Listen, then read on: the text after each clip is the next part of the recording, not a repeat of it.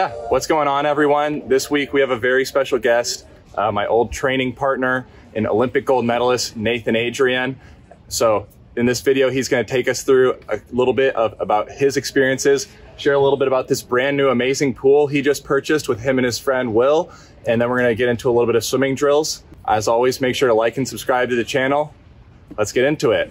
We're both from Washington. Yes. What is your favorite part of like being born and raised in the Pacific Northwest? Oh, I mean, it's actually it's just so beautiful up there. You get so used to how wonderful it is up there, and then it's obviously amazing here. Like, look at it. It's beautiful, it's very green, but like it turns pretty golden during the summers, right? But if I go home and I visit, and even in August, right, when it's like kind of the depth of the dry season, and honestly a little scared because fires are coming on around here. You go up there and it's luscious, green, beautiful. Everyone goes up to Tahoe and they're like, oh, the trees are so beautiful. I'm like, well, that's kind of what it's like living in Washington too, so. Very true, very true. Like, I started club swimming when I was up in Washington, and you were the prodigal son up there to all the club swim teams. Nice. You know, what was your experience swimming in high school, dominating up in Washington, and then transitioning into Cal? Yeah, this is a fun. I haven't really gone too much into depth about this stuff. One of the things that I think Washington swimming takes for granted is just KCAC. I mean, it's an amazing facility. And just like the Goodwill Games being hosted there, and then like I think I swam at a US Open there, just like the high level meets that pool is capable of hosting just set an awesome precedent. And then a lot of the club teams just like performed, and they saw that, and then they wanted to achieve that. And there's a lot of like high level swimming up in Washington. So I love that, and I took it for granted because that's all I really knew, obviously, as a high school kid. And you know, my parents could learn from, you know, the parents on the team whose kids were older than, you know, me and my siblings, and it just was like all this with this wealth of information on how to be a good swim parent was just kind of passed along and passed along and passed along, and that's a hard thing to start from scratch. For sure. So that's something that was really cool in Washington. And then even like looking at like, so Chicago just got that awesome natatorium. Brand new pool, yeah. They just hosted that pro swim series. But like a guy like Matt Grievers, he swam his high school state meet at like a dinky little like what you're talking about. Tiny pool. It's like wasn't nice at all, but like Chicago produced all these amazing swimmers, but they were just like kind of laugh about how cruddy this pool is. But like we had states at Washington, or sorry, at KCAC. It was awesome. So that's something that I really appreciate, and you know, I think it'll continue to give back to generations to come. So I don't know the full story here of what exactly happened. From my club coach, you made the 2008 Olympic team, but you left high school in 2006, right? Yeah, that's right. Didn't you take a redshirt year or something like that? Or what was that like going into 2008? Yeah, okay, so 2006 was my senior year in high school. I came to Cal. I swam, Nort was the head coach, Mike Bottom was the assistant coach. And then I swam a year with Mike, and then Mike told me, hey, I'm going down to the race club down in Florida. Well, that's where Gary Hall was training, and then obviously, you know, Miller Kavik was going down there, Dewey Dragana, George Bovell. I mean, these are all Olympic medalists, in, like 1 year or the next. And he said, hey, listen, like, you know, you can take an Olympic red shirt and come down and train with me. So I was like, yeah, sweet, that's awesome, let's do it. So myself and Guy Barnea, an Israeli backstroker, went down to the Florida Keys, and we trained down there for a year. And it was awesome. It was cool because I was 19 years old. I was living the life of like a professional swimmer. Like on our recovery days, like we could convince Mike that like we were going spearfishing, you know, instead of going and swimming like a 3 or 4K easy. We were just like, hey, I'm going doing a bunch of hypoxic work. I'm gonna be running my legs the whole time. We're gonna be eating a really good meal after this. Like, it was a really wonderful experience, especially for someone who was 19 and didn't know if like professional swimming was gonna work out or not, right? So I had that opportunity, I took it, and ran with it. That's awesome. And then talk to me about the 2008 Olympics. Like that you're 19, 20 years old, like what is that like to be at the Olympics? 2008 was a incredible learning experience for me. I was probably never gonna medal individually there, but like I qualified to be a relay swimmer, and I think the most I could hope for would be swimming on the finals relay. But I didn't, you know, so I swam prelims, I didn't swim fast enough, and then I watched from the stands. We were like in the nosebleed section, because the way that works is I don't know who is in charge, but they assign you like assigned seatings, and you just like every session you kind of move down, move down, move down, move down, move down until you're finally on deck for one session, and then after that you're like way up to the top. And we were way up in the top, and I remember very specifically because Ben Wildman-Turberner was there, and he was on the prelims relay with me, and we were just watching, and Jason dove in, and Ben was like, I think you can do it. And I was like, I don't know, man. He's like so far behind. And like Ben called it from like the beginning, right? Wow. I only really like caught on maybe 5 meters away from the first wall. And I was like, oh, like he's kind of dying. He's going out a little hard. And then Jason sucked him into the lane line. So we were in a good spot at that point. So yeah, we watched from up there, you know, the wonderful experience of being on top of a podium and listening to the national anthem, which those boys all deserved and earned. I received my medal in a vacuum sealed bag at a team meeting, which was the best thing for me as a young 19-year-old, right? So you won a national championship in 2011 with Cal. Yeah. That was their first one in gosh knows how long. 11 years later, we just won a national championship 2 weeks ago. Yeah. I feel like that kind of set up the success for Cal for these past 11 years. Could you walk me through what it was like, you being a leader of that collegiate team and getting Cal's first national championship in 30 years? That was fun. That was a lot of fun. It's 2009, we came in, I think we got 4th, and that would have been my sophomore year. 2010 is when we kind of made our way on the scene in terms of being contenders. Okay. I think we were first going in the last day, and everyone was all like super excited, but Texas took it from us. They had better milers. I don't know what other events they did, but obviously diving helped out too, and it slipped away from us basically on that last day, because and it was the middle day back then, right? The day with all the swimming. So I think that's day 3. It's day 3 now. It was day 2 back then. Okay. Because Wednesday didn't exist. After that day 2, we always make that big surge. It's a lot of fun being a Cal fan on day 2, always. And walking into day 3, we thought we could hold on to it, but we didn't. It was a lot like, you know, holding on to a handful of sand. It just kind of slipped through your fingers. Gotcha. But that being said, we had I think we graduated maybe 3 or 4 scorers, and gosh, my senior class they were good, really, really good.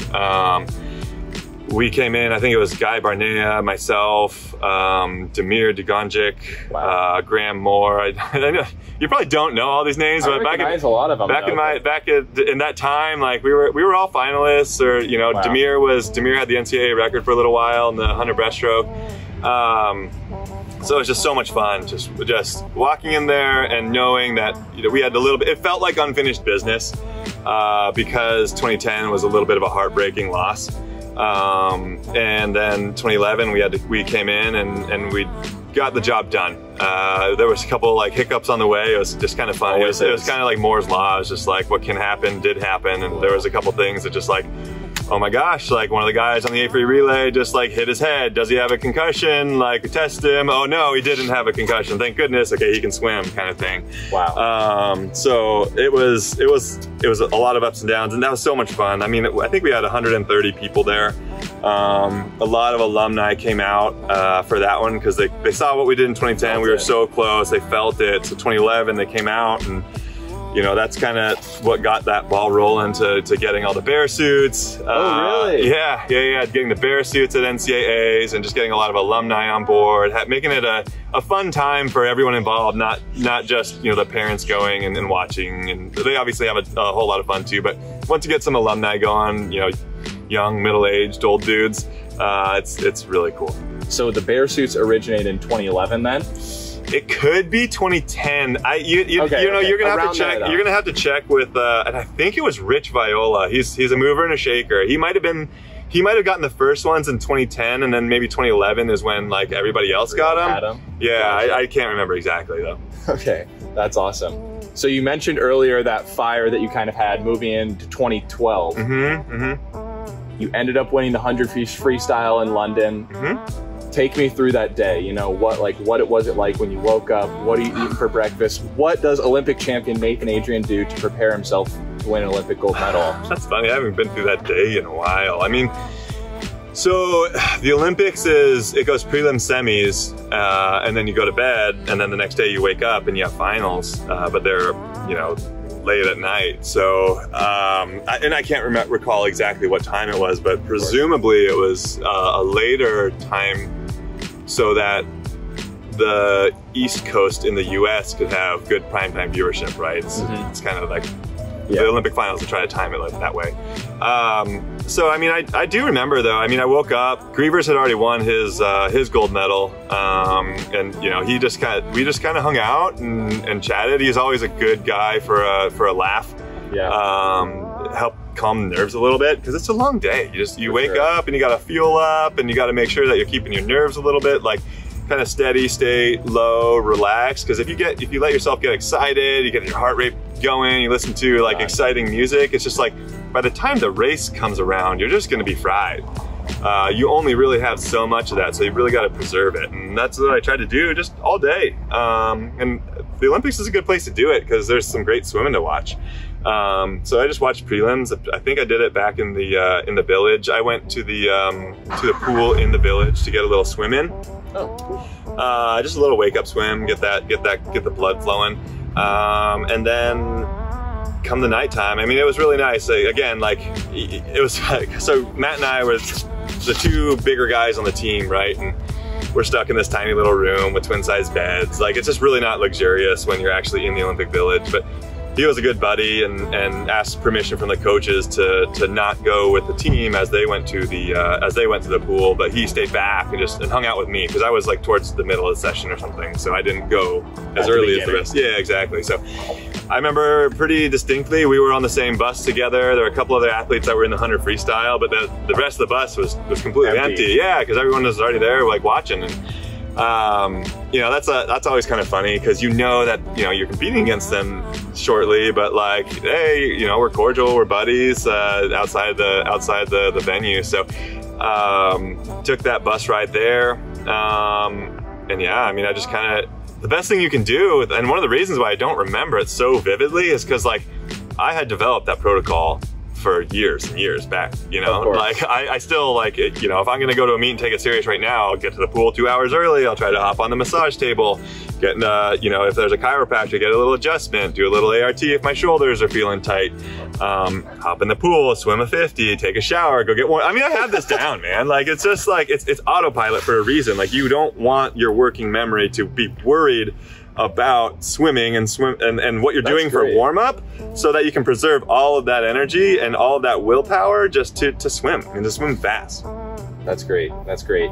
And then you touch the wall, you look back, Olympic champion. Yeah, I had to do a double take. So, I mean, I really thought I won. You know, you touch the wall, you look up, you think you see a number one, but then like, I think I did a little celebration, but then like, I had to look again. I think eventually at some point I looked around on the block just to make sure, because the blocks at the Olympics, they have 3 lights. And, you know, obviously first, second, third, they give you your place on there. And I double checked just to make sure. Didn't want to be that guy, but yeah, I did. So it was a unbelievable experience. I remember, you know, seeing Greg Meehan. He was our assistant coach. He's at Stanford now, because he was there with Estonia. Dave was there. He was in the stands though. I think he was probably in the nosebleeds that time, just like I was in 2008. But yeah, I saw Greg, give him a big hug, and then go around and you do the whole thing. I mean, the Olympics is you know, the pool is the same. And everything, not everything, but most things leading up to the actual swim should be the same within reason, right? Mm-hmm. You get there, you know, however early, you hang out with Team USA, you do your warm up, you do your stretches, blah, blah, blah, get in, and then you go to the ready room. The thing about the ready room, you gotta be there like pretty early, you parade out and you swim, okay? That's totally the normal stuff. It's afterwards when like, you know, you win an Olympic gold medal and then like, you're like, okay, sweet, I'm gonna go warm down now. But it's like, no, you have like you have like a bunch of media obligations like right away because they want to see you live on camera, and then a bunch of print people want to talk to you, and then you're like, wait, but I'm like swimming again in a couple days. I want to go warm down. I want to get like my protein in me. I want to get my carbs in me. I want to start that recovery process. So there's a lot of push and pull there, and you really have to like figure out what works best for you, right? Because like I am a guy, I need to warm down or else like I pay the price, you know. I hurt real bad the next day. I'm really sore. Like I have thrown up before. I had to prioritize a little bit of my recovery, but obviously, you know, there's a TV timeline. If you are not there for the award ceremony, you know, I don't even know what happens, but they just basically make sure that you're there. So if that's gonna happen right after your race, like you just gotta deal with it. Yeah.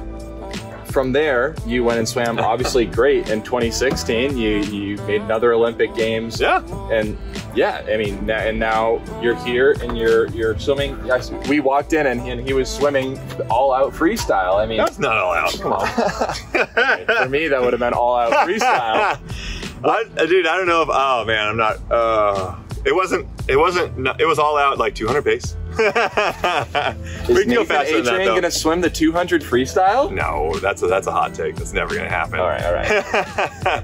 What's up next for Nathan Adrian now? Well, that's a good question. I don't 100% know. So we're here. You know, you in the intro, I think you said we're at a new pool. Let's rewind on that one. New to us pool. So this pool was built in 1959. So we are over 60 years old. You know, obviously the plumbing's been redone.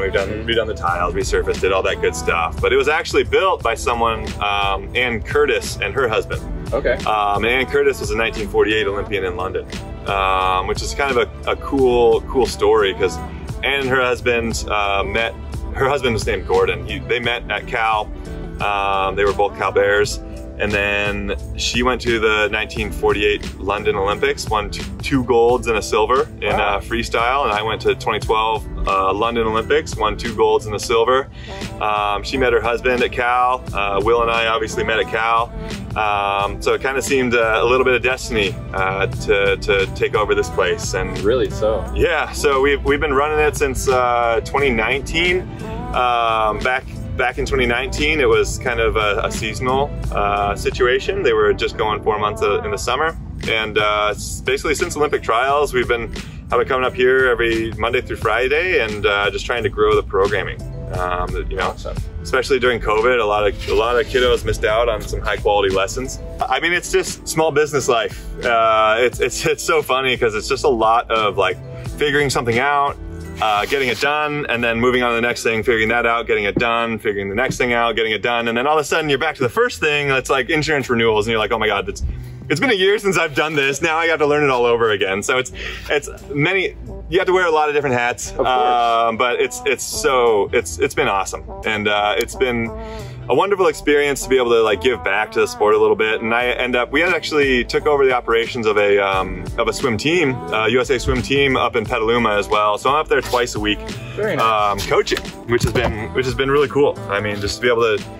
Obviously, we can't just take Dave's sets and just say, hey, here you are, you know, 9 to 12-year-olds. Let's go ahead and get this done. It's old 50s on 30s. Yeah, exactly, over and over and over.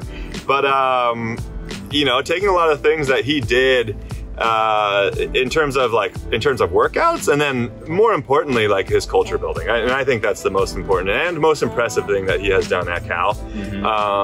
Just because, as you know, you come in and like, if you aren't ready to work hard, like you're in for a world of hurt. It's just like, you better figure it out, and you better figure it out quick, or you're gonna get beat up. Or you get washed around by your waves. Washed around by my waves, or someone else who is equally as large and wave producing as me. So, and it's hard work, and that's what's expected there, and there's just no ifs, and or buts. And so it's just such a cool place. I don't know, I just love seeing it. Like I came and I visited as guys were getting, you know, ready to go, tapering for NCs, and I love seeing it because every person there was just so focused and so intent on getting faster and putting everything that they had into swimming faster.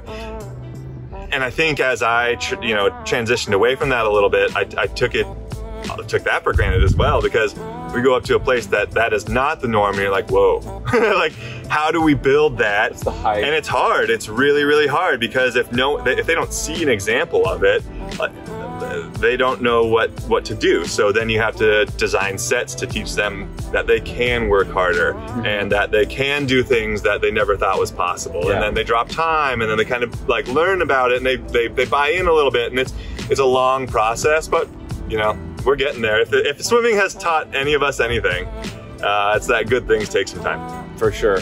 And you know, it sounds like you're almost in like the coaching life now. What, you know, you mentioned earlier that you took some things away from Dave. Could you talk about Dave Durden for a little bit and like what he was like as a coach for you? Yeah, I mean, Dave was, if you look at it on paper, Dave's everything you really expect. He's well educated. He's well spoken, so obviously I guess you'd have to meet him. But he's an engineer by trade, so it's so organized, and there's always an answer to why are we doing this, and it's never ever ever because I'm coach and I say so. Or it's never, ever, ever because I didn't know what else to do today. You get that a lot with some coaches, so that's nice. Yeah, no, absolutely. And there's always, and not on top of that, it's like we've had a lot of successful athletes in a lot of different events, and none of us train exactly the same, right? So like there will be tweaks here and there for swimmers who are like me. They go 50 free, 100 free, and 100 fly. Or 50 free, 100 free, 200 free at Pac-12, that kind of thing. Someone else could swim those exact same events, but because of their body type and because of how they respond to training, Dave will put them in different groups, which is really cool to see.